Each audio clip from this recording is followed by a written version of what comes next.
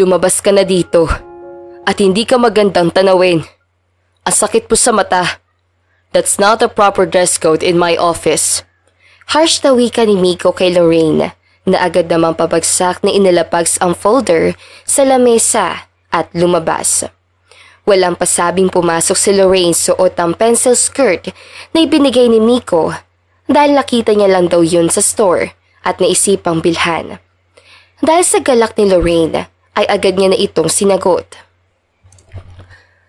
Pilmahan mo lahat. Tawagan mo na lang ako kapag tapos na. Kasi hindi pa tapos yung pinapagawa mong kumpol na trabaho. Ang damot mo naman, na porket wala kang love life, dapat kahit ako wala. Imposible nang maabutan ko ang blind date ko, sir. May inis na wika ni Lorraine at galit na iniwan sa harapan ni Miko ang mga papeles. Si Miko naman sa kabilang banda ay tawang-tawa sa nagpupuyo sa galit na si Lorraine. He likes when Lorraine is mad, but he doesn't like seeing Lorraine with anyone. Denial man si Miko sa iba, pero hindi sa sarili niya. Hindi niya lang gustong makita si Lorraine na masayang may kasamang ibang lalaki, kaya sinadya niyang bisitin ito.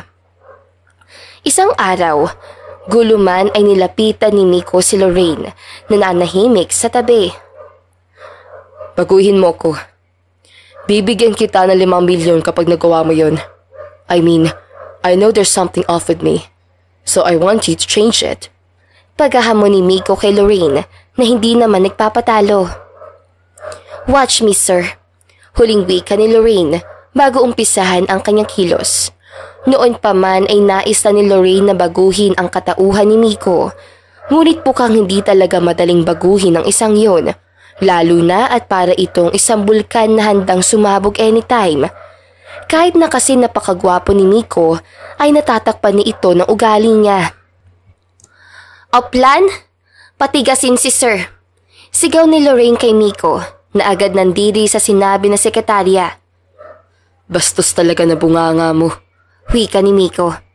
Bastos ka lang mag-isip. Sagot naman ni Lorraine.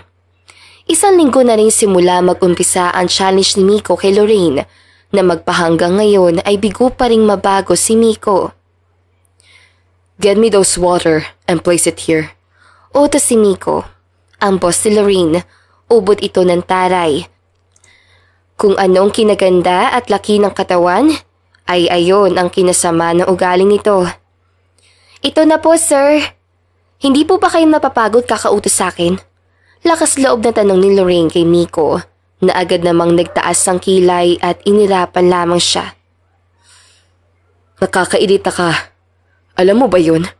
Naiinis sa wika ni Miko at tinalikod ang upuan kay Lorraine na agad din namang nagtaas ang kilay. Sa inis ni Lorraine ay nilapitan niya si Miko at siya na mismo ang nag-ikot ng upuan. Ang turo sa akin ni Mama, masamang talikuran ang kausap. Sir, pagdidiin ni Lorraine ng salita kay Miko habang nakaharap patuwad siya kay Miko.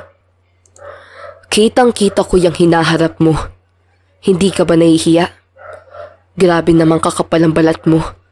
Wika ni Miko. Bakit? Attractive na ba akong tignan, sir? Nakakagat labing tanong ni Lorraine habang pinaliliit pa ang mga mata. Agad namang bulalas ng tawa si Miko at hindi sinasadyang mabuhusan si Lorraine ng tubig sa dibdib. Oh, sorry, I can't help it. Nakakatawa kasing itsura mo. Natatawang wika pa rin ni Miko at agad na pinunasan ang dibdib ni Lorraine. Aaminin ni Lorraine, hindi agad siya nakapag-react sa ginawang pagpuna si Miko sa dibdib ni Lorraine. Dala na ni siguro ng gulat at kakaibang pakiramdam noong magdikit ang kanilang balat. Sorry. Here, take this and wipe yourself. Naiilang naman na wika ni Miko at agad na binato sa mukha ni Lorraine ang tissue. Kahit si Miko ay nagulat sa naging kanyang reaksyon. Tila nanuyo ang kanyang lalamunan noong nakita niya ang marka ng tubig sa dibdib ni Lorraine. Aalis na po ako. Nagmamadaling wika ni Lorraine at agad na tumakbo palabas at hindi na hinintay ang sagot ni Miko. Si Miko naman ay tumango nang hindi nililingon si Lorraine. Paglabas si Lorraine ay agad namang paghawak ni Miko sa kanyang pusong mabilis ang tibok. No, no, no. This is bullshit! Wika ni Miko sa sarili at agad na pumunta sa gym sa located lang din sa loob ng office si Miko. Malaki at malawak sa office si Miko. Enough na pagkasyahin dito ang kailangan niya sa pang-araw-araw. Minsan nga na halos dito na lang tumira si Miko at hindi na umuwi pa sa penthouse niya na 30 minutes lang kung idadrive niya. Huwag ka martir, puso. Hindi mo dapat ako nililito. Hindi ka dapat titibok sa maharot na bisit yun. Kahit na mayaman pa siya at kayang buhayin ang higit sa 100 pamilya. Wika naman ni Lorraine sa sarili at agad na tinapik-tapik ang kanyang dibdib. Noong tuluyan na siyang kumalma ay agad naman na siyang lumabas ng kanyang office. Oo, may sariling office para sa sekretarya at tanging telepono ang paraan ni Miko upang matawagan niya agad si Lorraine. Pasok! Sigaw ni Lorraine noong makarinig siya ng 3 magkakasunod na katok. Files ito para sa upcoming event. Kinumpal ko na ang lahat. Pwedeng pa-review na agad kay Sir Miko? Tanong kay Lorraine ng isa namang head manager sa team building. Ako? Sige, oo. Tatawagan na lang kita mamaya kapag okay na. Wika ni Lorraine at agad namang nagpaalam na sa kanya ang manager. Lorraine managed herself to stay calm, kahit hindi na lang di siya makipag-eye contact dito. Come in. Rinig ni Lorraine, kaya dahan-dahan niyang inikot ang doorknob at tuluyan itong binuksan. Natigilan pa siya noong una noong makita ang diretso lamang itong nakaupo at tila may malalim na iniisip. Report ni na Janessa. Need na maaprubahan ngayon. No need to take meeting. Tapos na nila at aprobado na din sa taas. Dire-diretso paliwanag ni Lorraine. You're not flirty with me anymore. What's the fuss? Tanong ni Miko na malayo sa sinabi ni Lorraine. Agad naman na lumunok ng laway si Lorraine at tanging maliit na ngiti lang ang kanyang sinagot. Alright, here. Done. Sukong wika ni Miko at agad na pinirmahan ang mga papeles at agad din namang ibinalik ng abot kay Lorraine. Ngunit pareho silang napaangat na tingin sa isa't isa noong magdikit ang kanilang balat na tila may bulta-bultahing kuryente na pinagkokonekta ang kanilang nararamdaman. Alis na ako, sir. Excuse me. Nagmamadaling wika ni Lorraine dahil hindi na talaga tama ang nararamdaman niya. Hindi pa man siya tumatagal ng 1 taon sa planong pagbabago kay Miko ay suko na siya. Oh, wait! Wika ni Miko na agad na hinuli ang pulsuhan ni Lorraine. Pareho silang hindi nagsalita at tila nag-uusap ang kanilang mata noong natagpuan nila ang kanilang sarili na sa labis ang isa't isa nakatuon. Sir?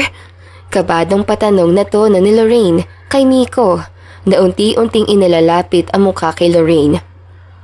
I want to ravish your lips against mine, Lorraine. Anong ginawa mo sa akin? Ilang espasyo na lang ang pagitan ng kanilang lapi at ang isang maling galaw ng kahit sino sa kanilang dalawa ay maaaring maging sanhi ng paglapat ng kanilang labis sa isa't isa. Kinakabahan ako sa gagawin mo, Miko. Sir, masyado ka nang malapit. Irereklamo na talaga kita ng harassment, assault, murder, and everything. Agad na naputol ang sasabihin ni Lorraine noong si Miko na ang nagdikit ng kanilang labi. Doon ay unti-unting nararamdaman ni Lorraine ang pagkalaw ng labi ni Miko. Hindi tuloy napigilan ni Lorraine na mapapikit sa dalang sensasyon ng halik ni Miko. And to Lorraine's surprise ay nakapikit na din si Miko. Unti-unting gumapang ang kamay ni Miko papuntang pang-upo ni Lorraine. Naramdaman niya pa ang bahagya nitong pagpisil na kinagulat ni Lorraine. Sa kiliting nadarama, kusang gumapang ang kamay ni Lorraine papunta sa batok ni Miko at ipinulupot ang kanyang 2 braso. Pareho silang habol hininga noong matigil na sila at matauhan sa 3 sunod-sunod na katok. Mabilis sa bumalik si Miko sa swivel chair habang si Lorraine naman ay naiwang nakatayo at mahigpit na hinawakan ang file ng kanyang sadya. Come in! Wika ni Miko. na akala ay walang milagro nangyari sa loob ng kanyang opisina. Miko, what the hell is this? Oh, did I just interrupt something? Si Jaden, ang kalapit na building, ang competitor, ngunit magkaibigan talaga by heart. Hindi naman talaga competitor. Talagang feeling lang ng iba. No, you didn't. Pumipirma lang naman ako ng mga papeles. Kabadong wika ni Miko at agad na nilingunan saglit si Lorraine sa magiging reaction nito. Excuse me, hahatid ko lang ito sa baba. Pagpapaalam ni Lorraine at saglit na tintapunan si Miko ng tingin bago tuluyang umalis. Pumipirma? Mukha mo, dude. Kailan ka pa natuto magsinungaling sa akin? Tanong ni Jade sa kaibigan na talagang pinanindigan ang pagsisinungaling. Pinagsasabi mo, ano ba kasing sadya mo dito at bigla-bigla ka nalang pumupunta? Agad namang malapad nang umisi si Jaden at dahan-dahang naglakad papunta kay Miko. Nakalimutan mo yatang punasan yung labi mo. Her lipstick ruined at ang nagwawalang parte ng lipstick sa labi ni Lorraine ay nasa labi mo. Now tell me, you guys kiss? Agad namang umiling si Miko at tumawa, ngunit tumiretso lang na tingin. Sa susunod na pumunta ka dito without my permission, tuluyan na kitang papaband. Kapag nagalit sa akin sa Lorraine, ikaw ang pagpipitasin ko isa-isa na strawberry sa Baguio. Sigaw ni Miko kay Jaden na agad din namang tumatawang nagpaalam. Fuck it! Sigaw ni Miko sa sarili at marahas na yumuko. Muli lamang napataas ang kanyang ulo noong maramdaman ang presensya ng kusino. Penmahan mo ulit. Nalukot pala kanina. Walang emosyon na wika ni Lorraine at agad na inilapag ang papeles. Agad naman pinirmahan ito ni Miko. About the kiss? Alam ko, sir. Huwag ka mag-alala at iisipin ko na lang na walang nangyari. Huwag ka mag-alala. Hindi kita iba-blackmail using that kiss. Sige, sir. Dito na ako. Paalam ni Lorraine at tuluyan na ngang nakalabas sa opisina ni Miko. Dumiretso na siya agad sa elevator at doon ay tsaka lamang siya nakahinga na maluwag. Diyos ko, kung ganito kami araw-araw, baka masiraan ako ng bait. Nakakainis.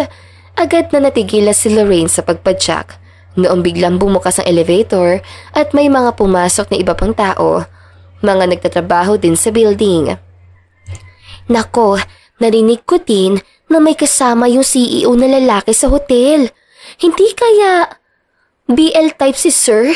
Nako, Philippine version. Kinikilig na usapan ng dalawa. Agad na nalaki ang mata ni Lorraine sa narinig dahil mukhang si Miko ang pinag-uusapan ng dalawa.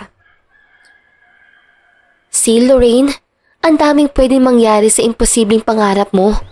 One wrong move ay pwede ka mapatalsik sa trabaho. Pagkakausap ni Lorraine sa sarili, noong siya na lang muli ang nasa loob ng elevator. Noong naihatid naman niya ang papeles, ay agad na din siyang bumalik sa elevator.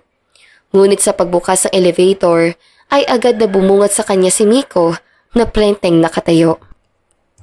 Right timing. Let's talk. Agad na hinila ni Miko si Lorraine papasok sa elevator. Wala na itong pake kung may makakita man o wala. Sir, wait po! Sigaw na mangilan-ngilan na sumakay na din agad sa elevator. Halos 10 na silang nasa loob ng elevator. Ngunit hindi yung sapat na dahilan upang hindi magsalita si Miko. Bakit wala ka sa office mo? Tanong ni Miko kay Lorraine na hindi lang sila ang nakakarinig. Malamang nandito ako. Magulat ka kapag nakita mo ko doon tapos nakita mo ko dito. Pilosopong sagot ni Lorraine. Narinig pa nila ang mahinang hagikikan. Umayos ka ng sagot, babae. Pagbabanta ni Miko kay Lorraine, may kinatigil naman ang hagikikan. Okay, fine. Naghatid ako ng papeles sa pininmahan mo. Tapos ngayon, paakit na ako, pero hinila mo ko kaya sumama na ako. Pasensya na sir ha. Mahabang pahayag ni Lorraine kay Miko na tumigil naman sa pagsasalita. Stop preaching me. Suway ni Miko kay Lorraine na bahagyang napalakas ang boses. Pa-victim ka, Miko. Ikaw kaya tong nauna. Alangan namang Hayaan kita dyan. Siyempre gaganti din ako.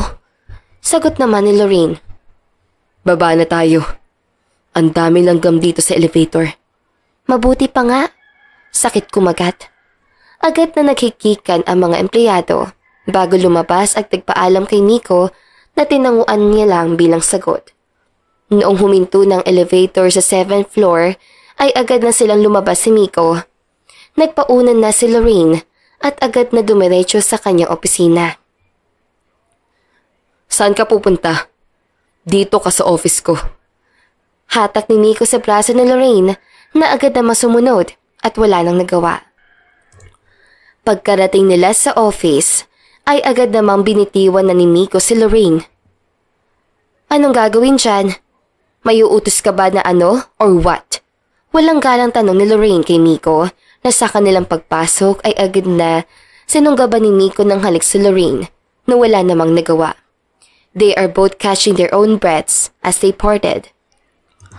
Ngunit muling nagtagpo ang kanilang labi at mas matagal na ito kaysa nauna. God, you taste good, Lorraine. Wika ni Miko between their kisses. Agad namang kumurba ang ngiti sa labi ni Lorraine. Magpaalam ka na sa 5 milyon mo, Miko. Mukhang mababalik ka na sa akin. Agad namang ngumiti si Miko at pinagdikit ang noon nila. Agad na pinataka ni Miko ng halik si Lorraine sa kung saan-saang parte ng muka bago tuluyang bumitaw. Hindi ako mababaliw sa halik, Lorraine. You know me. Wika ni Miko at naupo na sa sofa na hindi namang kalayuan sa kanila. Agad na malapad na ngumiti si Lorraine, inilapag niya ang hawak niyang papeles dahil baka malukot na naman ito. Dahil naka-pencil skirt siya, madali lang sa kanyang kumilos. Kaya naman ay agad siyang naupo paharap sa lap ni Miko, bagay na nagpatigil kay Miko at napalunok na laway. Mababaliw ka sa akin, Miko. Hindi lang 5 milyon ang mapapasa akin. And I am sure of it. Wika ni Lorraine at agad na pinataka ng isang halik sa labi si Miko bago si Lorraine tuluyang tumayo at nagpaalam na. Hindi pa rin naka-move on si Miko sa ginawa ni Lorraine. Hindi niya inaasahang kayang gawin yun ni Lorraine. Lalo na sa paalala nitong kahit ang puso ni Miko ay kaya makuha niya. Tila ba nagayuma si Miko dahil kanina pa ay hindi na naging stable ang pagtipok ng kanyang puso. Sa tuwing papasok kasi sa isipan niya si Lorraine ay bumibilis ang tibok ng puso ni Miko. Hinahanap-hanap ng kanyang mata ang presensya ni Lorraine. So ano ngang nangyari sa aking dear brother? Ikwento mo na, dali! Kinikilig na tanong ni Victoria kay Lorraine ng kanyang best friend. Noong makalawalan talaga sila naging super close dahil na rin sa pagdalaw ni Victoria sa kapatid si Miko. Nalaman niyang may sekretarya itong si Lorraine na hindi naman maipagkakait na maganda talaga. Wala naman. 5 milyon daw kapag naging mabait siya ng dahil sa akin. Puro naman kalokohan. Imposible mabago mo yung maldita na yun. Nagpupuyo sa galit na wika ni Lorraine kay Victoria, natawa naman ang tawa. Nakita ko yan na mahilig manood ng cosplay video. Nakaraan nagsend pa sa akin ng link ng maid dress sa sobrang revealing. And you won't believe what he just said. Wika ni Victoria kay Lorraine sa kabilang linya. Na gusto niyang ipasuot sa lahat ng babae kasi ganun siyang klaseng lalaki? Walang interes sa sagot ni Lorraine kay Victoria. No! Napanaginipan niya daw na suot mo yun habang naglalakad papunta sa kanya. Kinikilabutan pa nga daw siya until now. Agad na napahampas si Lorraine sa kanyang lamesa at masamang pinagmastan ang pinto sa office ni Miko. Kinikilabutan pala ha? Gigil na wika ni Lorraine at agad na nagpaalam na kay Victoria. Dahil tomorrow after tomorrow ang gaganapin na opening event. Maraming tao ang dadalo at walang trabaho noon. Magiging rest day iyon para sa lahat ng empleyado. Kaya naman motivated si Lorraine na magtrabaho ngayon. Mabuti na lang at less work ngayon kaya nakapagpahinga siya. Join me here.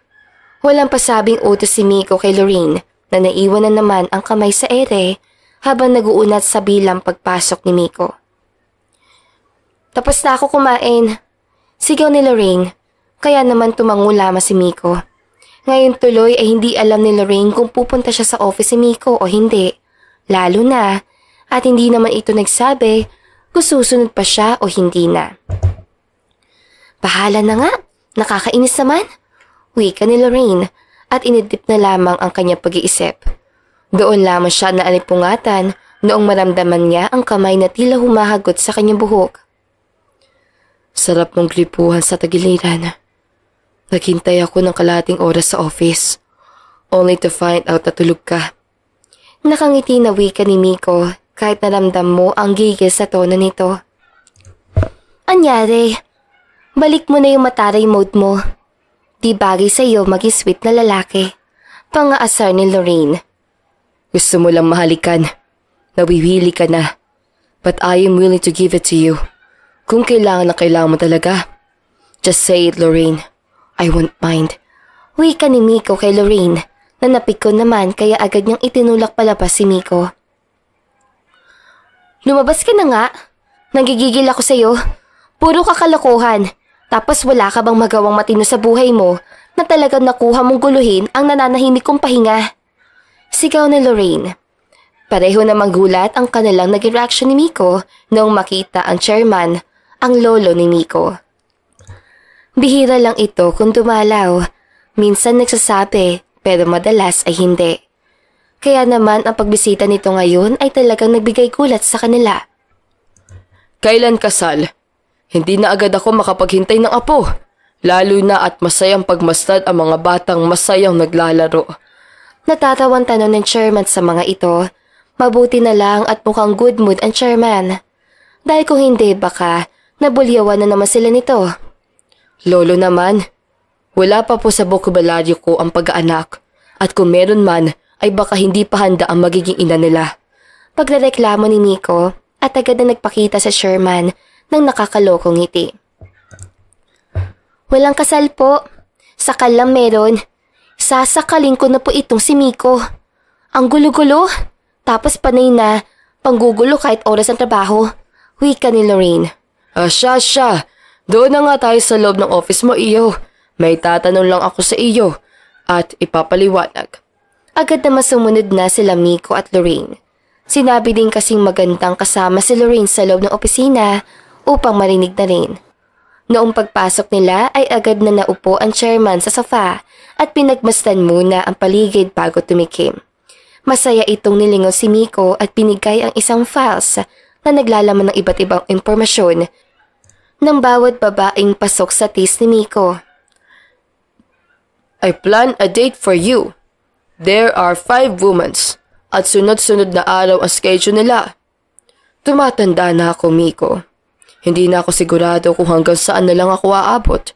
Kaya naman gustong-gusto ko nang magkaapo. Agad namang natigila si Lorraine. Hindi pa man siya hulog na hulog kay Miko. Ngunit hindi naman siya manhit upang hindi makaramdam ng selos. Iniisip pa lang ni Lorraine na masayang nakikipagkwentuhan si Miko sa ibang babae ay nanggigigil na siya at gusto na niyang kalbuhin ang babae. Lo, bakit hindi si ate na pinabayaan yung gumala ng gumala sa France? She looks surely ready na magkaroon ng pamilya at magsettle. Ginagawa niya magkapit-bayang Pilipinas at mga ilang panig na bansa. Reklamo ni Miko na tumigil din agad dahil nilakihan ng chairman ito ng mata. Ako na lang po. Hindi nag-iisip na sabat ni Lorraine. Pareho tuloy na nagulat na lumingon si Miko at ang chairman kay Lorraine. Ikaw ang ano? Sabay na tanong ni Miko at ng chairman. Ako na po mag-aayos ang schedule na lang 5. Oo, ayun ang bala kong sabihin. Nakangiti na, nangangawit na wika ni Lorraine. Agad naman tumango ang dalawa at sabay na ibinalik ang tingin sa isa't isa. Diyos ko, Lorraine, kumuntik ka na doon. Sabatera ka kasi masyado eh. Bulong na wika ni Lorraine sa sarili at agad na nanahimik na hanggang sa makaalis ang chairman. Kinabukasan na ang umpisa ng unang blind date kay Miko. Hindi na rin naman niya nagawang magreklamo at pihis na rin siya at nasabihan na ang babae na papunta na. Ayan, kausapin mo na maayos at wag mong tarayan. Para naman magka-love life ka for once. Isa pa nga pala, kapag tinarayan ka, Diyos ko naman, please lang Miko, magpakumbaba ka at wag mong iwanan na parang tanga. Payo ni Lorraine kay Miko na agad naman siyang tinarayan at hindi umimik. Hindi na din nagsalita si Lorraine at agad na tinapos ang pag-aayos ng necktie ni Miko. Noong tuluyan na niya itong natapos, ay agad naman na niyang iniisa-isang ligpit ang bawat kalat. Mabuti nang mapanatili ang kalinisan dahil kaharutan ang kinakalat ni Miko. Kailangan ko ng motivation. Wika ni Miko at agad na hinigit ang braso ni Lorraine, sabay halik sa lapi nito. Gulat pa at hindi agad nag-process sa utak ni Lorraine ang ginawa ni Miko. Minuto ang lumipas bago siya tuluyang natauhan. Baliw ka ba? Pupunta ka sa date tapos hinalikan mo ko? Sana naman hindi mo nalang ginawa, Miko. Nakaka-offend ka sa totoo lang. Punasan mo nga yan. Wika ni Lorraine at agad na inunod-ngod sa nguso ni Miko ang tissue. Wala naman ako sinabi na halikan ko yung ka-blind date ko Kunat noong wika ni Miko kay Lorraine na hindi na siya pinapansin. Hindi na din nagsalita si Miko at nanahimik na lang. Si Lorraine naman ay dire-diretsong lumabas ng office nang hindi lumilingon o nagpaalam. Bakit ba napaka-arte mo, Lorraine? Nakakainis ka naman Bakit ka umiiyak dyan? Mabuti na lang at soundproof ang office sa Lorraine. Kaya kahit maglumpasay o magwala siya, ay walang makakarinig. Ang tanga-tanga mo! Ang tanga mo para mahulog sa lalaki pinaglalaruan lang ang pakiramdam mo. You know you are fragile, Lorraine. Bakit ka nahulog sa buwisit na boss mo? Muling panenelmo ni Lorraine sa sarili. Agad namang pinunasan ni Lorraine ang sarili at inayos noong makarinig siya ng 3 katok. Nagsuot na rin siya ng salamin at umaktong nagbabasa ng nakayuko upang hindi makita o mahalata ng kusino ang kanya namumugtong mata. Pasok! Wika ni Lorraine. Agad na bumungad sa kanya si Victoria.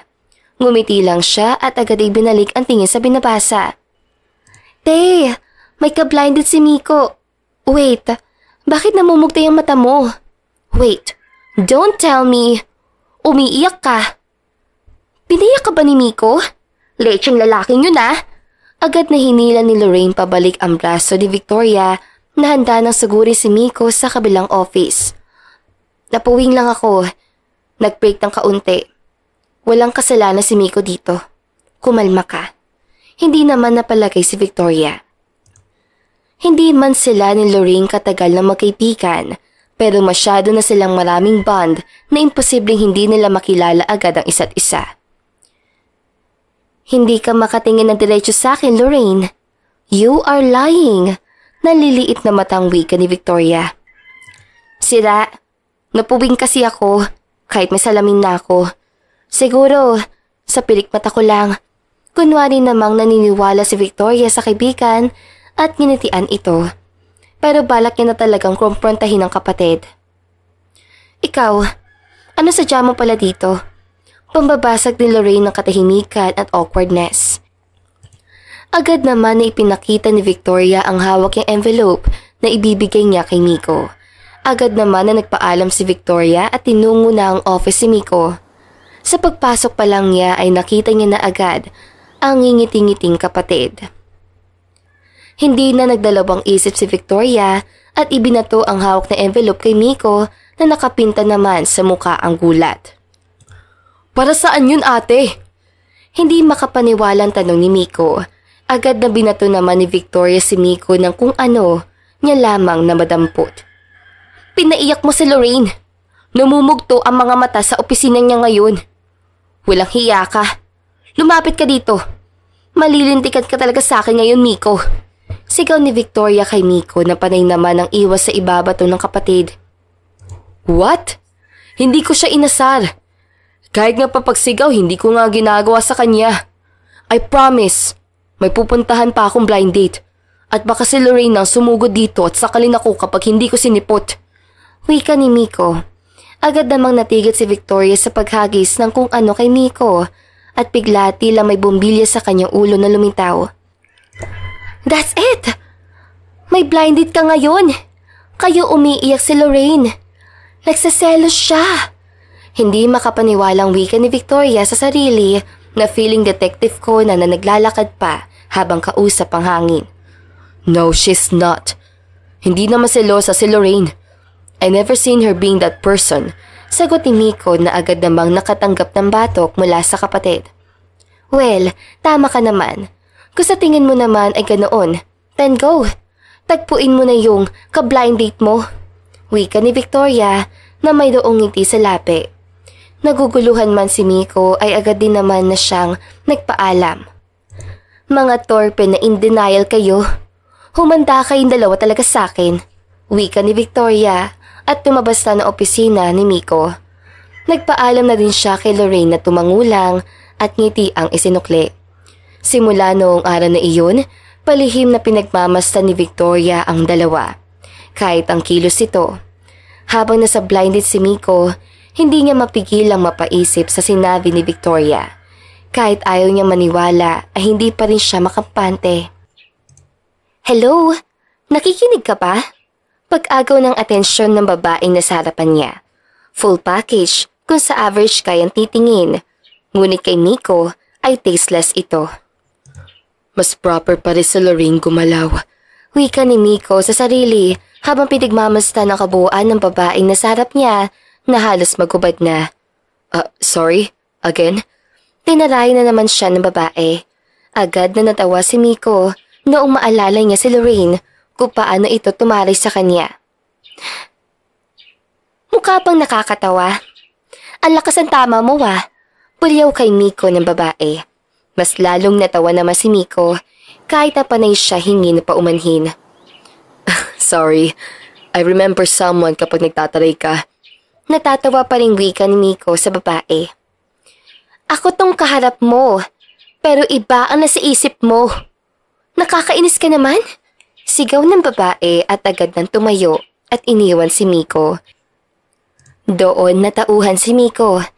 Kanina pa siya kasama na babae at ang tanging pumapasok lang sa isip ni Miko ay ang pagkukumpara kay Lorraine at sa babaeng nasarap niya. Agad din naman niyang kinuha ang bill at nagbayad, sabay alis. Sa penthouse siya dumiretso. Kailangan niya kasi nasariwa ang hangin at hindi nakakasuffocate. Mukhang kailangan ko ng break. To know myself better. Wika ni Miko sa sarili at agad na itinawag sa opisina ang kanyang 3 buwan na pahinga. Ngunit ang biglaang pagdiba ni Miko sa trabaho ay hindi naging magandang epekto. Bukod sa mas nadadagdagan ang trabaho ni Lorraine, mas mahirap na ding ipadala sa taas ang desisyon ng mga dapat ipapahayag sa board meeting. Ano? 3 buwan daw siya magpapahinga? Kumusta naman ang mga ka-blind date niya? Hindi makapaniwalang tanong ni Lorraine sa isang empleyado na nagsabi sa kanya. 2 buwan ang nakalipas. Hindi na maatim ni Lorraine ang nangyayari sa opisina. Talagang kailangan na nila si Miko na mag-handle ng ibang bagay. Bagay na mas malalim pa sa kaalaman nila. Lorraine! Sigaw ni Victoria sa hindi kalayuan at iniabot ang box ng Prada. Hindi alam ang nasa loob, agad na sinilip ito ni Lorraine. Sukatin ko? As in, now na? Agad naman tumango si Victoria kaya naman muling bumalik sila ni Victoria sa taas upang sukatin. See? Ang ganda! Tapos hugis na hugis pa yung katawan mo. Never ko nakitang ganyang kakinis palang katawan mo. Bakit kasi hindi ka gaano showy? Tanong ni Victoria na kibit-balikat lamang ang naisagot ni Lorraine. Hala, si Miko daw. Saglit, tatawagan ko muna. Agad na pagkalabas si Victoria, bumalik din ito at nagpaalam. May nangyari daw kasi kay Miko. Sa pagmamadali ni Lorraine, hindi niya na alam ang gagawin at talagang nag-aalala na siya para kay Miko. Saktong nakakita siya ng pajama, kaya sinuot niya ito. Hindi niya na din nagawang hubarin ang maid sexy dress na kanyang suot, kaya tinakpan niya na lang ng jacket ang kanyang pang-itaas at lumabas na sa opisina. Mabuti na lang may mas mabilis sa daan sa kabila, kaya doon na si Lorraine dumiretso. Sakto naman na nakita niya si Victoria na paalis pa lang, kaya naman ay sumabay na siya. Mabuti naman at hindi ganoon kalayo ang penthouse ni Miko, bagay na ipinagpapasalamat ni Lorraine dahil madali nilang maagapan ang kung anong nangyari kay Miko. Hindi ka na ba sasama? Takang tanong ni Lorraine kay Victoria na umiling at sinabihan siyang mas kailangan siya ni Miko ngayon. Kunot noo ay agad na in-insert ni Lorraine ang password ng pinto ni Miko. Nung nag-confirm ay dali-dali siyang nakapasok. Miko! What the hell is happening to you? Miko! Sumagot ka naman oh! Miko! Hindi na kita sisingilin ng 5 milyon. Hahayaan na kitang halikan ako kahit may ka-blind date ka.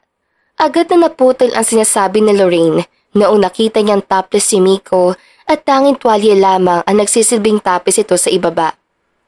Lorraine? Gulat na sigaw ni Miko na mukha namang walang sakit o ano. Have fun. Basa ni Lorraine sa text na natanggap niya galing kay Victoria. So, this is a trap. Walang emosyon na wika ni Lorraine at akmang tatalikod na noong nagtanong siya kay Miko. Plano niyo ba magkapatid ito? Iniwan ko lahat ng trabaho ko, Miko, na dapat tinatrabaho mo. Iniwan ko lahat yun para sa'yo. Kasi baka kung napano ka na. Tapos makikita kong walang mali ni kahit ano sa iyo. Pulyaw ni Lorraine kay Miko. Hindi naman alintana ni Miko ang bawat salitang binibitawan ni Lorraine. Tanging ang kanyang atensyon ay nakaukupa sa labi nitong tila inimbitahan siya. Hanggang sa natigil si Lorraine sa kanyang pagbubulyaw, noong mahigpit siyang niyakap ni Miko na tila ba nangungulila ng matagal. Bitawan mo ko! Pagpupumiglas si Lorraine at itinulak na malakas si Miko. Gulat man ay nakangiti lang na malambing si Miko kay Lorraine. Sa 2 buwan na hindi nila pagkikita, mas naging brusko si Miko. Mas naging lalaking-lalaki na hindi inaasahan ni Lorraine. He was much better than before. Tila kasi napakabilis lang ng pangyayari. Parang hindi siya makapaniwala na sa maikling panahon ay nabago niya si Miko. Dito ka lang, please. Mas naging malalim na rin ang boses si Miko. Bagay na hindi naman nabago kay Lorraine noon pa man. Sukong itinaas na ni Lorraine ang kanyang kamay.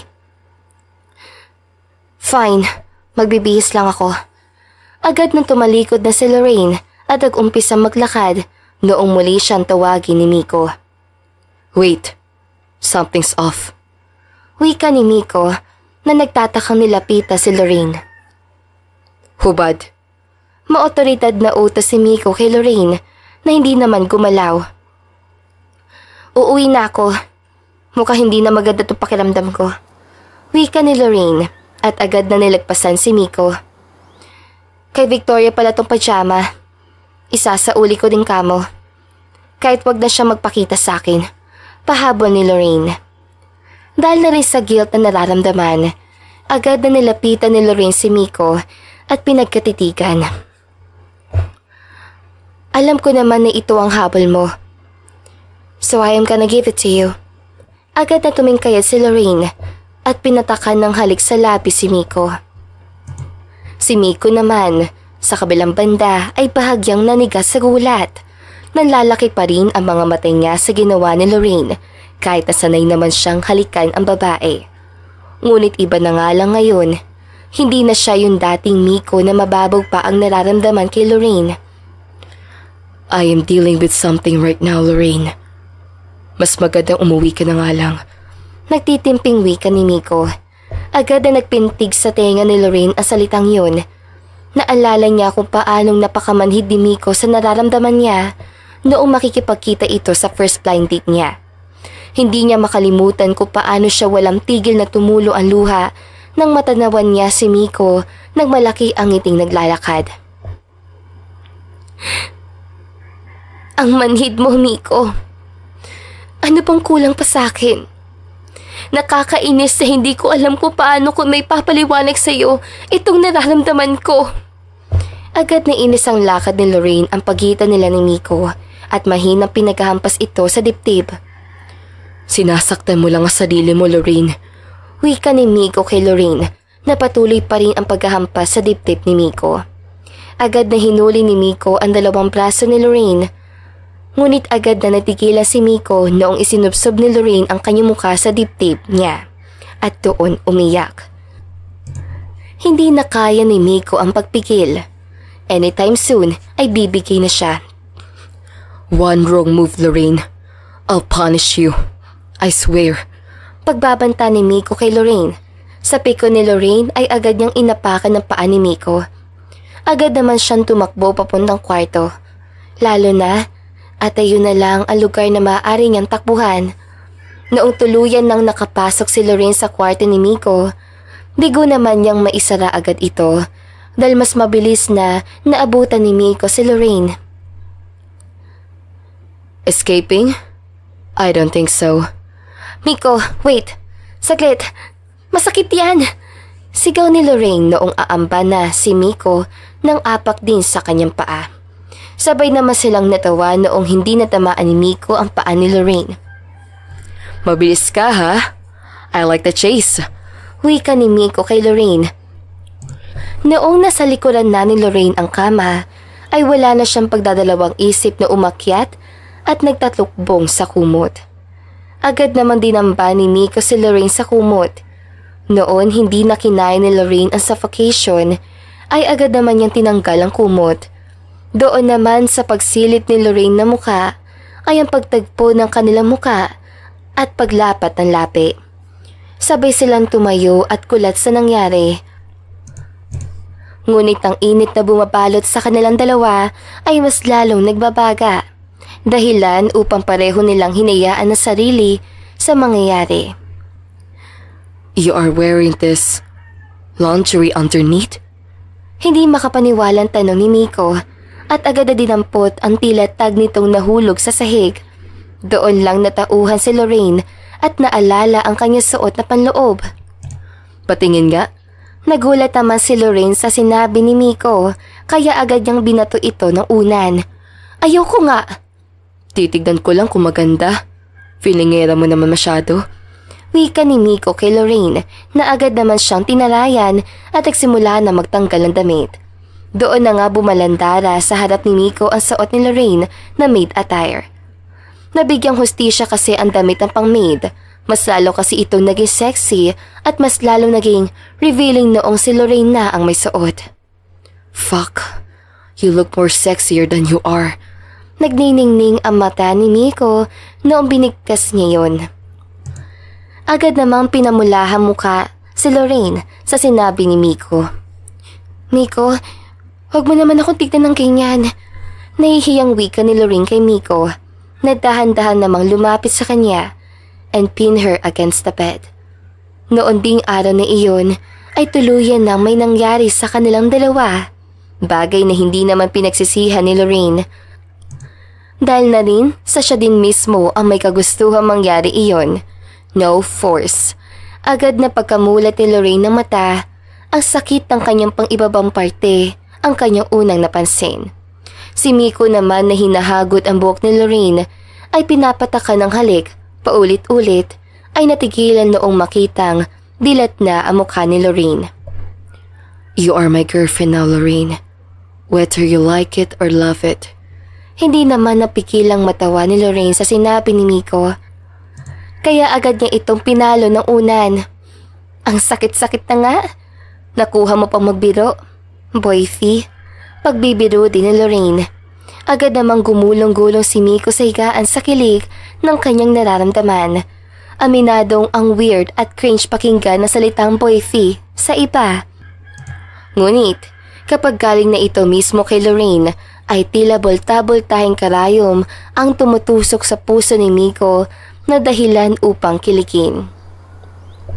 Kinabukasan, malakas na loob si Miko na naglalakad papasok sa opisina, habang si Lorraine naman ay nauna na noong umaga pa lang. Hindi niya kasi kayang iharap ang mukha kay Miko. Pakiramdam niya ay matutunaw siya sa mga titik nito. Good morning, Boyfie. Formal na bati ni Lorraine kay Miko, na agad naman lumapat ang ngisi at sa kanyang office dumiretso at hindi sa office ito. Trabaho muna.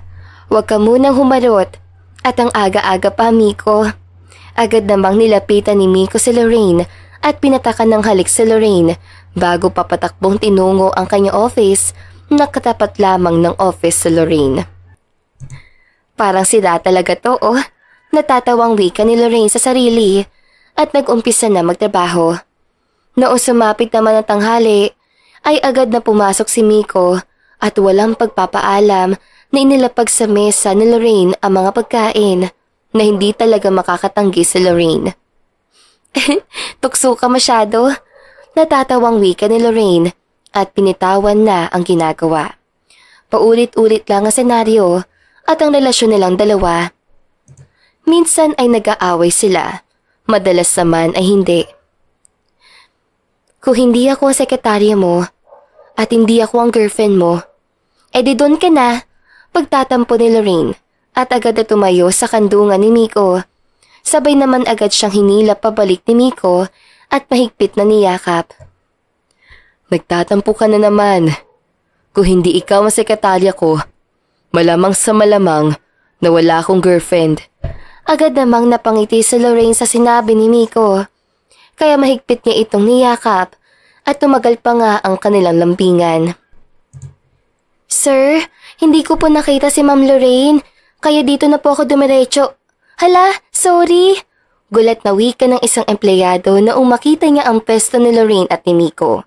Agad na tumayo si Lorraine, ngunit muli siyang hinila nito pabalik at nabalik sa kandungan ni Miko. Sure, go on. Don't mind us.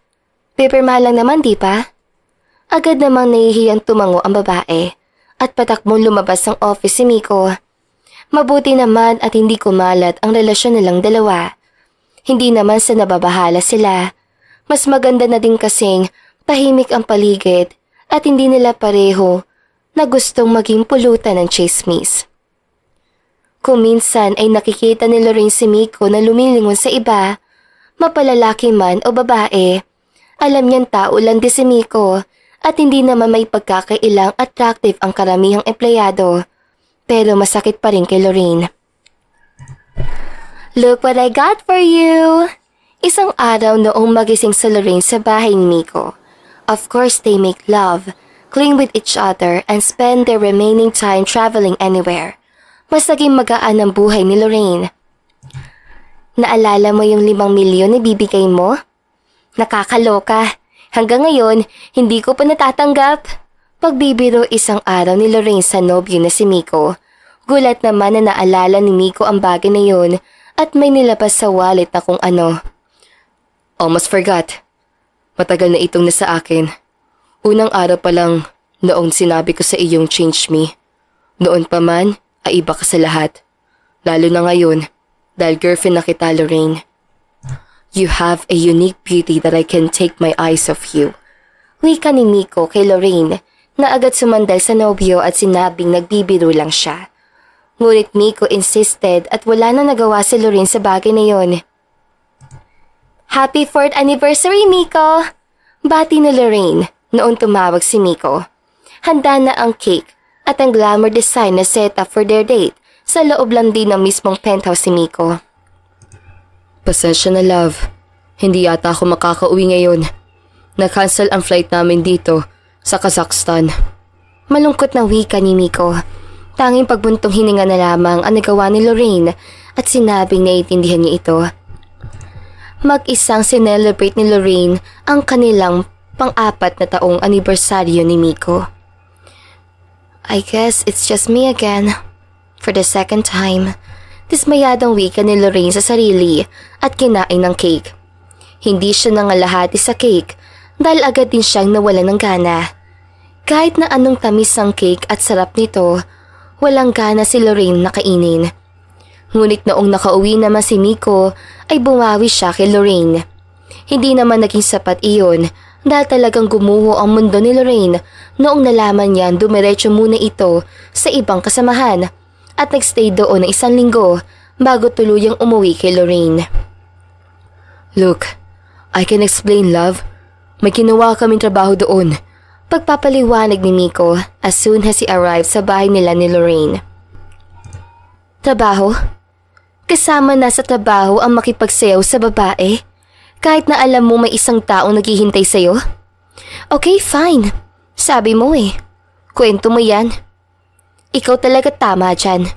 Sukong wika ni Lorraine kay Miko na hindi na nagawang magsalita o ipagtanggol man lang ang sarili dahil kahit anong paliwanag niya ay hindi na siya papakinggan ni Lorraine.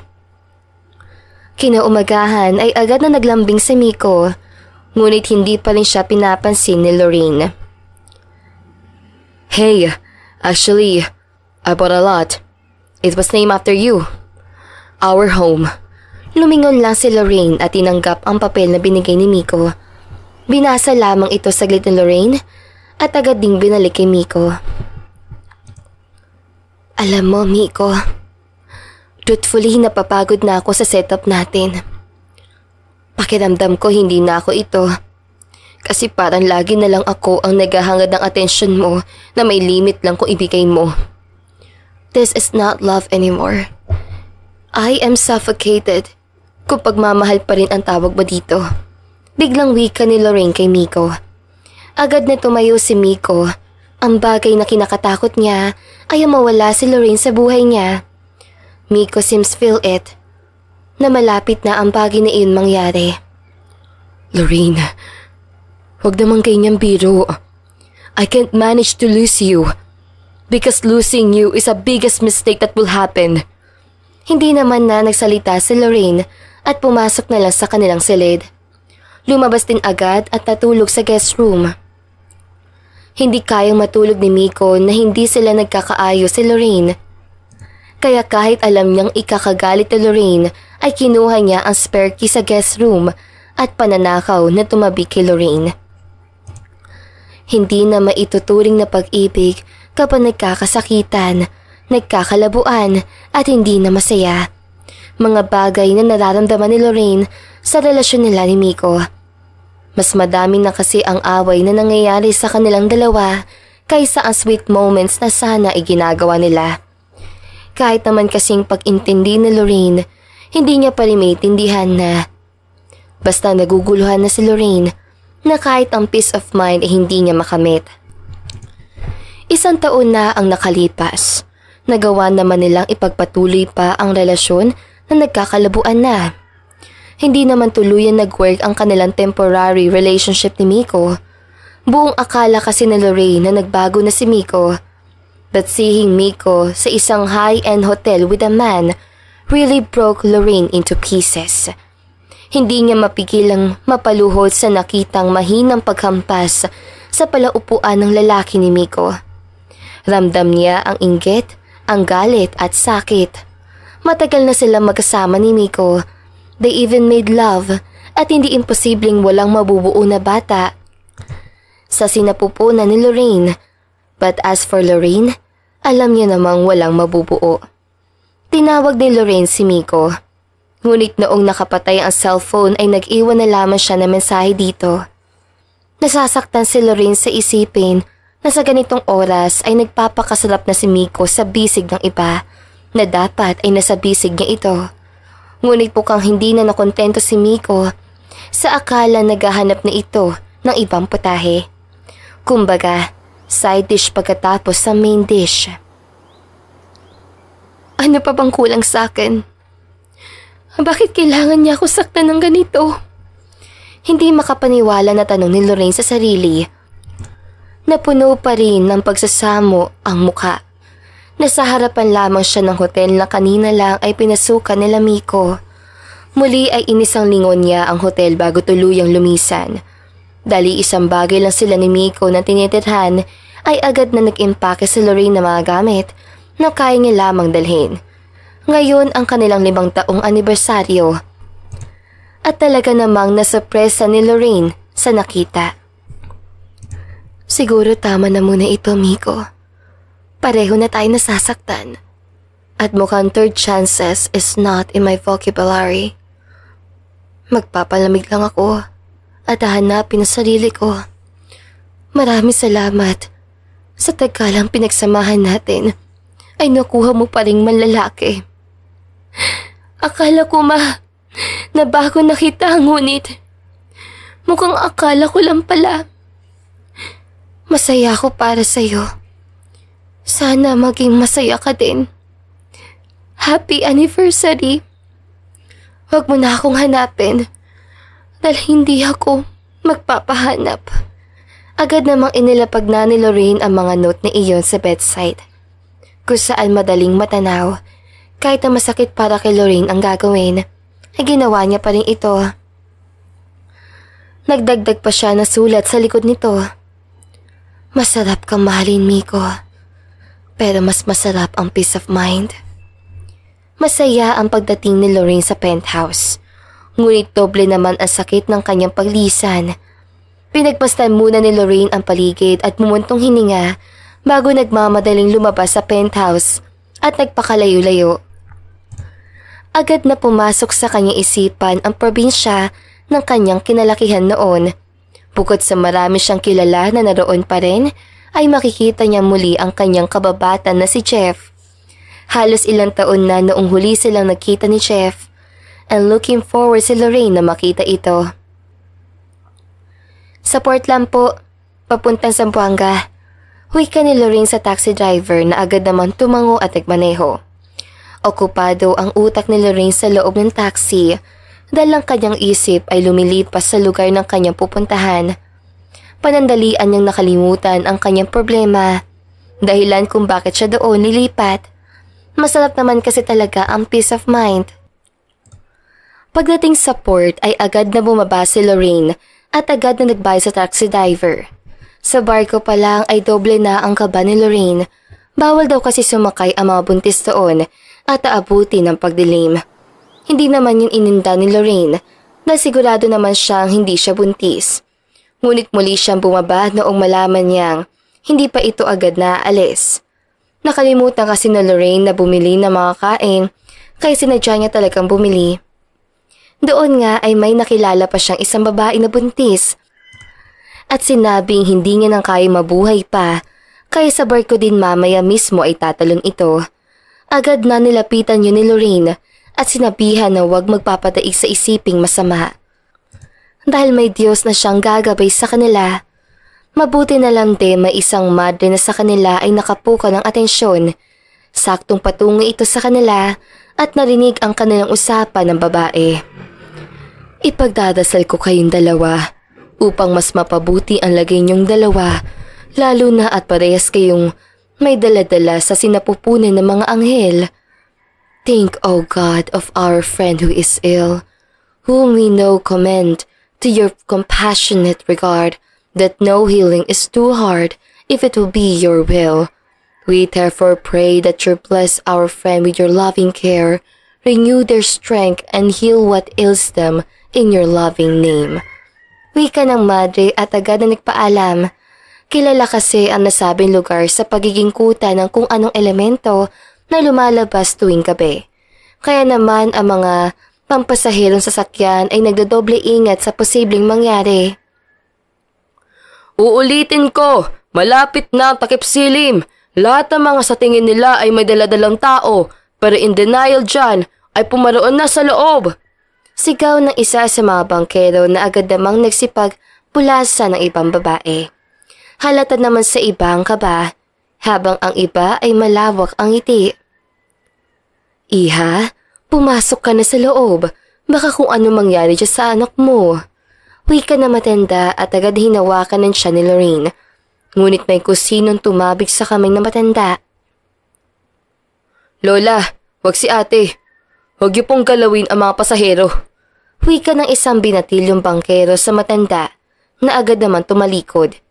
Sa kaba ni Lorraine kahit hindi sigurado kung talaga nga bang buntis siya ay pumasok na lang siya sa loob para sa kaligtasan. Sumapit na ang takip silim, naging mas malakas na ang hangin kahit ang pagyugyog na sinasakyan nilang pampasaherong pantawid dagat na barko. Agad na natakot ang ilan naman ay wala lang sa kanila at mukhang mga sanay na. Natapos naman ang gabi ng maayos at walang nasugatan o ano. Talagang nangyayari lamang ang ganoon kalaking alon kapag may maraming buntis sa loob ng barkong pampasahero. Oh, Dahan-dahan sa pagbaba. Alalayan mo, Jeff, yung mga buntis. Sigaw ng kusino na agad na nakapuka ng atensyon ni Lorraine. Noong si Lorraine na ang bababa, ay gulat na napasigaw ang kusino. Len! Hindi makapaniwalang tawag kay Lorraine ng lalaki. Doon niya agad na nakilala si Jeff ng kanyang kababata. Hindi nga siya nagkamali na dinig kanina. Len kasi ang tawag kay Lorraine noon. Palayo niya ito at halos ay mas kilala siya sa pangalang iyon. Kaya nga nakakapanigago para kay Lorraine na bumalik sa bayan niyang kinagisnan. As of her mother and father, matagal na ang mga itong inabando na siya. May mga sari-sariling pamilya na ang mga ito. Pamilyado ka na pala? Parang noon lang ay tumutulo pa sa ilong mo yung sipon mo. Natatawang wika ni Jeff. Kaya naman agad niyang pinalo ito sa braso at sinabing manahimik na lang muna. Dahil tapos na si Jeff sa trabaho, ay agad niyang pinaunlakan si Lorraine na sabayan na sa paglalakad. Lalo na at madilim pa rin ang langit kahit umaga na. Iba yung pamilyado sa nabuntisan, Jeff. Huwag kang malito. Mapait na wika ni Lorraine. Dahil nasisigurado niyang nagdadalang tao siya. Ngunit biglang paninigulo na rin ang may nakatabi siyang pregnancy test at mamaya niya pa iyong gagamitin. Gusto mo bang tulungan kitang hanapin ang ama niyan? Suggestion ni Jeff na agad namang tinanggihan ni Lorraine. Dahil kahit hindi niya masabi, ay wala naman na talaga siyang balak na balikan si Miko dahil sa nakita niya. Len! Sigaw ng lola ni Lorraine noong nakita siya nito. Agad namang yumakap si Lorraine na mahigpit sa lola at sinabing doon muna siya maninirahan. Ang daming gastusin dito sa bahay, Len. Nisipa mo pang dito manirahan? Wika ng tita ni Lorraine sa kanya. At agad din naman niyang sinabi na may sapat siyang pera pantustos sa pangangailangan niya. Sasaglit din po pala ako sa computer shop. Magpapasa lang ako ng files. Wika ni Lorraine sa tita na agad din namang tumango. Nagmano din muna siya bago umalis. Si Jeff naman ay saglit ding nagpaalam dahil may trabaho din pa pala itong gagawin. Agad na nagtungo si Lorraine sa isang computer shop at mabilis na ginawa ang resignation letter. Doon, agad na pinasa niya na ito sa kumpanya ni Miko. I don't know, Jaden. Hindi ko alam kung anong nangyayari sa kanya. She left a note. Tapos ngayon nagsend na siya ng resignation letter. Oh, God knows how much I love Lorraine. She is suspected as a lover. Frustrated na wika ni Miko sa kaibigan si Jaden na agad na upo sa katabing upuan ni Miko at may kinalikot na kung ano. Dude, ano ba kasi pinaggagawa mo sa sarili mo? Bakit umabot sa puntong pati ako pinagsususpensyahan niya na? Ang mahalaga ngayon ay mahanap mo siya at pareho kayong magpaliwanag. Wika ni Jaden kay Miko. Here, her location. Be sure na makuha mo na eksakto dahil masyadong malayo ang lugar na yun. Besides, masyadong mahirap matrack ang ginamit niyang PC. Parang private. Agad na wika ni Jaden at gulat na agad na umalis si Miko. I'll find her. Hindi pwede ito. I am going to look for her. At hindi ako uuwi dito at babalik sa bahay hanggat hindi ko nakikita si Lorraine. Kailangan ko siya. Losing her will be the biggest and dumbest things to do. Ayun na ang huling salitang binitawan ni Miko bago siya na rin mismo ang sumuko. Matagal na panahon niyang hinahanap si Lorraine. Bali-balita din sa nasabing lugar sa Zamboanga ay umalis na ito at nagtungo sa ibang bansa. Pamilyado na rin ito at may mga anak. Kahit nasasaktan si Miko sa nakalap na balita, hindi pa rin siya tumitigil. Kahit masakit sa kanya ang nalaman, marami pa ring dahilan si Miko para lumapan at ayun ang pangakong binitawan ni Lorraine sa kanya na walang ibang lalaking pakakasalan siya kung hindi ay si Miko lang. Isang umaga sa Amerika, habang nasa loob ng Target store si Lorraine, ay gulat niyang nakita ang chairman na sakay ng isang Mercedes-Benz. Agad niyang tinago ang anak sa likuran, ngunit huli na dahil nagtagpo na ang kanilang mata. Dali-daling naglakad si Lorraine, ngunit ang mabilis na lakad ng chairman ang nagpatigil sa kanila. Lorraine? It has been years since we last talked. Do you mind? Tanong kay Lorraine ng chairman, na hindi naman niya matanggihan. Agad na silang sumakay sa sasakyan ng chairman at nagpadala sa lugar kung saan man sila ibababa. Mabuti at nakita kita. You had a lot to tell me, Iha. Pilit ng ngiti lamang ang nagawa ni Lorraine at sumunod na sa matanda noong nahinto sila sa isang malaking gate na hindi ka bubuhayin kung mabagsakan ka. Doon ay kusang bumukas ito. Base na rin sa pagkakaladkad nito sa sahig ay masasabing luma na ito. Dito ako pansamantalang manunuluyan.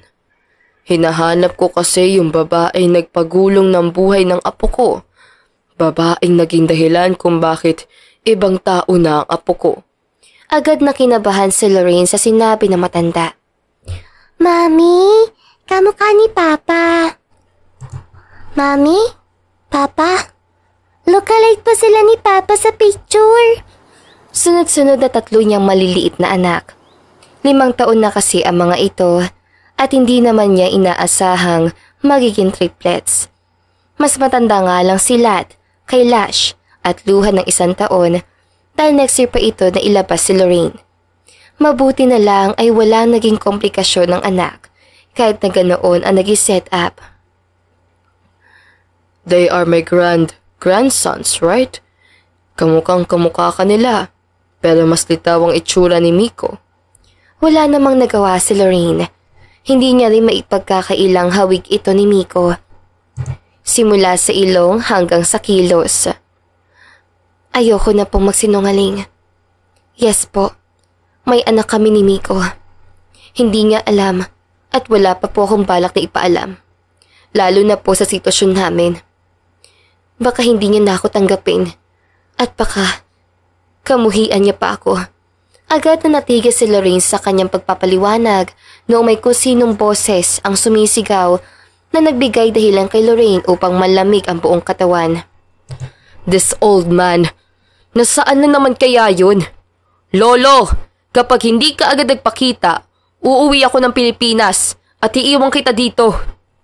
Sinabi ko naman po sa inyo na kapag 3 araw na hindi natin nakita si Lorraine dito, ay uuwi na tayo. Sigaw ni Miko na walang pakialam sa paligid dahil 2 lamang sila maglolo ang nakatira sa mansyon. Saglit po, alis na kami. Nagmamadaling wika ni Lorraine at agad na tumayo. Hindi ka magpapakita kay Miko? Takang tanong ng chairman kay Lorraine na agad din namang umiling at kinuha ang mga anak. Let her be, Lo. Ganyan naman siya. Aalis siya na walang paalam at mag-iiwan na sulat. Tapos bukas makalawa bibigyan kanya ng clue kung nasaan na siya. Tapos muli ka na naman niyang paasahin. Pero kahit ganun, Lo, martitong puso ko. Kasi kahit yata gastahin niya lahat ng yaman ko, ay mahal ko pa rin siya. Agad na natigilan si Lorraine at dahan-dahan ng lalaki ang matang nilingon si Miko na mukhang hindi na nagulat sa kanya. Agad namang nagsipagbabaan ang mga anak niyang si Lat, Luhan at Lash. Daddy Longlegs, kamukhang kamukha niyo po si Daddy Longlegs. Tsaka po kawig niyo din po yung daddy namin sa picture ni Mama. Sigaw nito sabay-sabay at agad na tinagpo si Miko na malawak na ngayon ang ngiti at inamba ang kanyang yakap. Hindi naman makapaniwala si Lorraine sa nakikita. Paanong kilala ka ng mga bata? Nalilitong tanong ni Lorraine kay Miko. Nakibit palikat naman na sinagot. I just met them today. Nasaan ang daddy nila?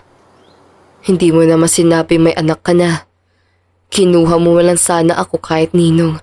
Pagbibiro pa ni Miko kahit nang awkward ng paligid.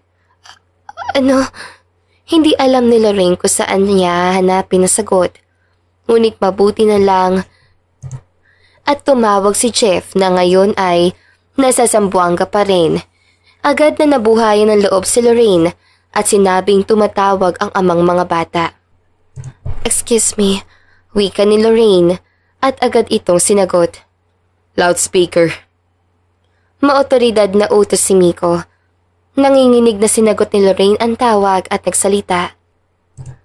Hindi naman agad nagsalita si Jeff, kaya mas lalong kinakabahan si Lorraine sa sasabihin ng lalaki dahil batig niyang bubukingan siya anytime soon. Hello? Jeff? Agad naman tumawa sa kabilang linya si Jeff at rinig pa ang ibang babae sa background. Kailan ka ba uuwi dito, Lorraine? Namiss ko na ang mga bata. Nahanap ko na rin ang ama ng mga yan. Ikaw, hindi mo naman sinabi na itong Miko Mendez pala. Kilalang kilala yan sa Zamboanga. Baka sabihin ka pang nababaliw kapag sinabi mong yun ang ama niyang mga bata. Agad na nagtaas ang kilay si Miko noong nagtagpo ang mata nila ni Lorraine. Uuwi na kami. Pagmamadaling wika ni Lorraine at agad na kinuha ang mga anak sa bisig ni Miko. Ngunit agad na nahuli ni Miko ang braso ni Lorraine. Gulat naman si Lorraine sa naramdaman noong hawakan siya ni Miko. Dahil ang dating haplos sa sabik na sabik siya at ang kiliti noong bago pa lamang sila magkarelasyon ay tila isa-isang bumalik. Aalis na muna ako at mag-usap kayong dalawa. Paalam bigla ng chairman at lumabas na. Hindi na nila muli itong nakita at wala ni isa sa kanila ang may alam kung saan yun nagtungo. Sa tingin mo ba hayaan kita? 5 taon, Lorraine. 5 taon ako nangulila dahil sa lecheng hinala mo. Hindi mo agad ako kinonsulta kung anong nangyari, kung bakit ako nandoon. You make decision all by yourself, kahit na ang pangako natin sa isa't isa ay walang lihiman. You left me there, Lorraine. Do you know how miserable I am? Agad na tumulo ang luha ni Miko.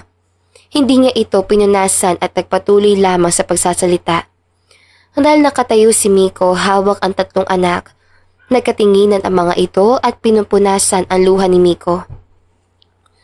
No crying po. Para ka pong si Mami na laging umiiyak. Wika ni Lat, na agad naman siyang sinang-ayunan ng mga kapatid. Natatakot ako, Miko. Noong nakita kita sa hotel, may kasama ka. Natatakot ako magsinungaling ka at lokohin ako, Miko. Alam kong madalas sa tayo may tampuhan noon at hindi na pagmamahalang tawag sa setup natin kung pareho tayo nasasaktan. Lalo na noong nakumpirma kong buntis ako. Natakot ako hindi mo ako tanggapin. Natatakot ako ipagtatabuyan mo ko, Miko. Agad na napaluhod si Lorraine sa sahig at tumagulhol. Natarantang nilapitan ni Miko si Lorraine at hinagod ang buhok. Okay, fine. Ako na ang may kasalanan. Tumahan ka na. Please stop crying, Lorraine. Nasasaktan ako kapag umiiyak ka. Lalo na kapag ako ang dahilan ng mga luhang tumutulos sa mata mo. Ngunit hindi kumilos si Lorraine. Agad naman tumikim si Miko at pinaba isa-isa ang mga anak. Agad na mahigpit niyang niyakap si Lorraine at pinatakan ito ng halik sa noo. I miss you, Lorraine. Hindi ko kayang mawala ka. Mababaliw ako kapag iniwan mo uli ako. Please, Lorraine, be with me again. Wika ni Miko, ngunit agad na inialis si Lorraine ang kamay ni Miko. Hinarap niya ang lalaki at mahigpit na niyakap. Aminado si Lorraine na namiss niya si Miko ng sobra. Tumubo na rin ang balbas si Miko at mukhang hindi pa nagpapagupit dahil may kahabaan na ang buhok nito. Miko, hindi mo na ba inaalagaan yung sarili mo? Tanong ni Lorraine habang pinagmamasdan ng kabuuan ni Miko. Agad namang umiling si Miko at sinabing wala naman itong dahilan upang ayusin ang sarili. Simula kasi noong umalis si Lorraine ay wala nang ginawa si Miko kung hindi sirain ng buhay at magpakalunod sa alak. Miko naman Mga yak-iyak na wika ni Lorraine at agad na niyakap si Miko. Hindi naman napigilan ni Miko ang bugso ng damdamin at agad na yumakap pabalik. Hindi nga titigilan ang paghalik sa buhok ni Lorraine. Hindi kasi makapaniwala si Miko na muling nasa bisig na niya ang kanyang pinakamamahal na babae. You are back, Lorraine. My love is back. Wika ni Miko. Hindi naging madali ang una nilang pagsasama ni Miko at ang pagbuo ni muli ng kanilang pamilya. Aminado silang nag-a-adjust pa sila sa isa't isa. Sa unang buwan ay hirap silang mag-usap o kaya magbigay ng pwedeng mapag-usapan. Ngunit noong tumagal at nagkapalinawagan sa nangyari, ang lalaking nakita ni Lorraine sa hotel, walang iba kundi si Jaden, at kasama niya ito upang mag-ayos na dapat sana ay proposal ni Miko. Ngunit umuwi si Miko nang wala si Lorraine, kaya hindi natuloy ang plano. Kahit ang pagpunta ni Miko sa Zamboanga kung saan panandalian lamang si Lorraine na nanirahan sa Zamboanga at kumalat na nga doon ang pagkawala ni Lorraine. Miko even made some flyers for Lorraine. Nagbabakasakali kasi si Miko noon na baka bumalik si Lorraine kung makita niyang nasa missing na siya. Hindi naman nawala ang nararamdaman nila sa isa't isa. Mas nabuhay nga lang ngayon ang tibok ng kanilang puso. Ngayon na kumpleto at magkakasama na sila sa isang bahay. Ang bahay na binili ni Miko para sa pamilyang buuin nila ni Lorraine noon ay ngayon lamang natupad. Kasalukuyan silang nasa sofa at nakaupo, habang ang mga anak naman nila ay naglalaro sa harapan lang din nila. Nakakainis ka? Eh di doon ka na! Biglang sigaw ni Lorraine kay Miko. Nagulat naman. Tahimik silang dalawa na nanonood ng TV noong bigla na lang magsalita si Lorraine. Mommy is pregnant, Dad!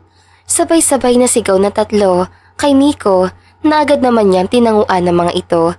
Natatawa siyang sinilip ang mukha ni Lorraine na nakasimangot.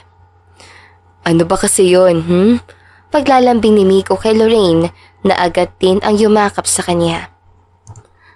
Paano na lang kung hindi ako pinanganak? Eh di hindi akong asawa mo ngayon.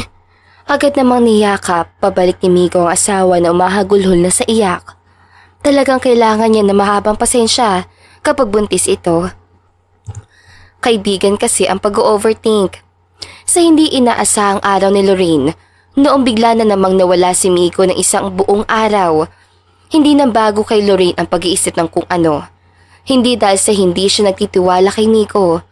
Natatakot lamang siyang baka kung ano nangyari kay Miko. Hindi na naman umuwi. Saan kaya yung lupalot ng budlo nagsusumiksik? Tanong ni Lorraine sa sarili habang hawak ang lumalaking tiyan. Hindi na mapakali si Lorraine. Talagang nababahala na siya kung nasaan ngayon si Miko. Sa kabilang banda naman ay si Miko na hindi magkanda ugaga na inaayos ang kanyang preparasyon para kay Lorraine na ngayon ay puno ng pag-iisip at pag-aalala. Bukas sa bukas, lead my fiancé here kasama ang anak namin. Sabihin niyo sa kanyang may kaso akong kailangan na pagbayaran. Then hulihin niyo ko. Handcuff me. Wika ni Miko sa mga ito na agad din namang sumunod. Pagka-uwi ni Miko alas 3 ng umaga, ay gulat nang makita pa si Lorraine na gising. Buti na isipan mo pang umuwi. Nagsawa ka na ba kaka-party? Sana hindi ka nalang umuwi. Magpakalunod ka sa alak. Galitawi ka ni Lorraine kay Miko, na agad din namang yumakap at naglambing. Lorraine ever knew what Miko just did. Baka mas ma-appreciate niya ito kaysa awayin. Love naman. Huwag ka na magalit. Please? I love you. Wika ni Miko kay Lorraine at agad niyang hinuli ang mga labi nitong makasalanan. Mama mo, wag magalit. Pamimiloso po ni Lorraine. Dahil sa sinabi ni Lorraine ay muli siyang hinalikan ni Miko at sinabing huwag magsasabi ng kung ano-ano. Just focus on me, baby. Just on me. I love you. Even death can't separate us apart. Agad namang napangiti si Lorraine sa sinabi ni Miko. Aaminin niyang na-miss niya agad ang presensya ni Miko, kaya naman gumanti na siya ng yakap. Dahil pagod si Miko at si Lorraine naman ay inaantok na, napagdesisyonan na lamang nilang matulog. Nasa kani-kaniyang kwarto naman na ang mga bata. Kinabukasan, takang inaya si Lorraine ni Miko na lumabas kasama ang mga bata. Hindi naman ito first time. Ngunit wala sa plano nito ang paglabas sila ngayong araw, kaya nawiwirduhan pa rin si Lorraine sa lalaki. May ginawa ka bang kasalanan, Miko? Sabihin mo na, hindi talaga kita bubungangaan mamaya kapag umamin ka ngayon. Wika ni Lorraine kay Miko na ngumiti lang. Bihis sa bihis si Miko na akala mo may kung anong pupuntahan. Sa parke sila tumigil. Bukod sa may playground ay naupo din si Lorraine sa bench upang makapagpahinga dahil hindi na madali ang pagdadala sa sinapupunan na 5 buwan na anak. Saglit lang, hanap lang ako na CR. Paalam ni Miko na agad namang tinanguan ni Lorraine. Pinagmasdan na lamang ni Lorraine ang mga anak na naglalaro sa playground habang hinihintay si Miko na bumalik. Excuse me, kilala mo ba ang isang to? Pinaghahanap na siya ng mga otoridad at mag-ingat kayo dahil nangunguha ito ng bata. Wika ng isang naka-uniforming pulis kay Lorraine. Agad na kunot noong kinuha ni Lorraine ang papel at pinagkakatitigan. Imposibleng manguha siya ng bata, lalo na at 4 ang anak namin. At mukhang hindi naman siya nakukulangan sa anak niya, sagot ni Lorraine. Noong dumating si Miko, Lorraine's horror ay bigla na lamang sinugod si Miko ng mga nakasibilyan at pinusasan. May karapatan kang manahimik, sa presinto ka na magpaliwanag. Wika pa ng isang pulis kay Miko. Agad namang nakapuka ng atensyon niya ng mga tao. Kaminsan pang natanawan ni Lorraine si Jeff sa kalayuan na imposible namang mangyari. Kahit nga ang kanyang lola at tita, kahit ang Sherman ay nakita niya sa bandang dulo. Iniisip naman ni Lorraine na dahil sa kaba niya kung ano-ano ang nakikita niya, agad niyang nilapita si Miko at tinulungan tumayo. Tanggalin niyo ang posa sa asawa ko at magkakagulo tayo. Buntis ako pero hindi yun dahilan para hindi ko kayo saktan. Pananakot ni Lorraine. Dahil hindi naman pulis at isang ordinaryong mga taong binayaran lamang ni Miko, ang mga pulis ay agad nilang sinunod ang inutos si Lorraine. Gusto namang matawa ni Miko sa nangyayari. Lahat kasi ng tao na sa paligid nila ay kanyang kinuntsaba upang maisakatuparan ang kanyang plano. Meron po kaming warrant of arrest, ma'am. Basahin niyo po para malinawagan kayo. Wika ng isa at agad ibinigay kay Lorraine na papel. Nagtatakang binabasa ito ni Lorraine. Sa kanyang pag-angat ng ulo ay nakita niya si Miko na ngayon ay nakaluhod sa kanyang harapan at hawak ang isang velvet box na mayroong singsing. Alam kong ang daming pasakit na binigay ko sa iyo. Madaming anak na din. Pero Lorraine, hindi ako magsasawang pakinggan lahat ng pagbubunganga mo sa tuwing late ako umuwi. At hindi ako magsasawang palitan ka sa gabi kapag hindi makatulog ang mga bata. Dahil mahal na mahal kita. Gusto kong tuparin mo naman ang pangako mo sa akin na ako lamang ang natatanging lalaking nais mong isama sa altar at pakasalan. Kaya naman Lorraine, will you marry me?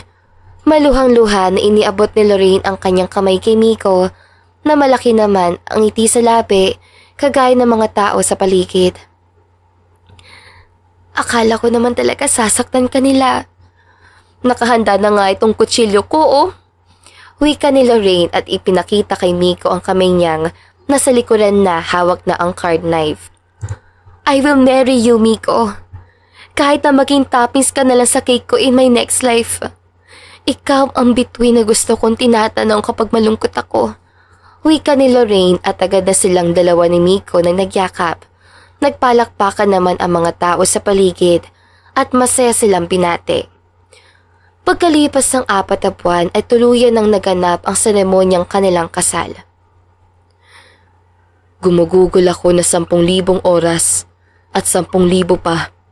Naku, kung iyon ang kinakailangan upang matutunang iyong matamis sa puso at maaring hindi ako makakarating doon. Ngunit susubukan ko kung ito ay 10,000 oras o ang natitirang bahagi ng aking buhay. Mamahalin kita, Lorraine. Wika ni Miko na ikinatawa naman ni Lorraine kahit na may nararamdaman na itong kakaiba sa loob ng katawan. May I now pronounce you husband and wife. You may now kiss the bride. Wika ng pari kay Miko. Agad namang itinaas ni Miko ang belo ni Lorraine. Ngunit ang itsura, napawisan at tila may pinipigilan ang nagpatigil kay Miko. Kahit pasabik na siya sa asawa, may mataas pa rin ang pag-aalalang kanyang nararamdaman. Manganganak na yata ako, Miko. Mahinang bulong ni Lorraine sa asawa na agad na naalarma nang makaramdam ng basa sa paanan. May dugo! Sigaw ng karamihan na nasa venue ng kanilang kasal. Mabuti na lang hindi wide wedding gown na ingrande ang suot ni Lorraine, kaya madaliin siyang naibuhat ni Miko at isinakay agad sa kutsero. Pumutok na pala kasi ang panubigan ni Lorraine. Hindi naman kalayuan ng hospital at agad na naagapan ang panganganak ni Lorraine. Takot na takot si Miko kahit na pinapalakas ng mga anak niya ang kanyang loob. Wala pa ring talab kahit nasayawan pa siya ng mga ito ng big boy. Agad na noong lumabas ang doktor at lumapit si Miko. I have to say that Hindi na makapaghintay si Miko, kating-kati na siyang malaman ang kalagayan ng mag-ina. What? Anong nangyari? Hindi magkadaugagan tanong ni Miko at maglalakad naman na tila stress sa nangyayari. We made a mistake. Agad na napaluhod si Miko sa sahig noong sinabi yun ng doktor, habang pagtataka naman ang gumuhit sa mukha ng doktor sa naging reaction ni Miko. No! Kakakasal lang namin! Hindi to pwede! Hindi makapaniwalang wika ni Miko sa sarili. Dahil sa gulo kausap ni Miko, agad na lang tinulungan ng doktor siyang tumayo. See it for yourself. Wika ng doktor. Gulat naman noong pagpasok ni Miko ay maayos naman ang lagay ng asawa. Hawak na din ng nurse ang bagong silang na anak.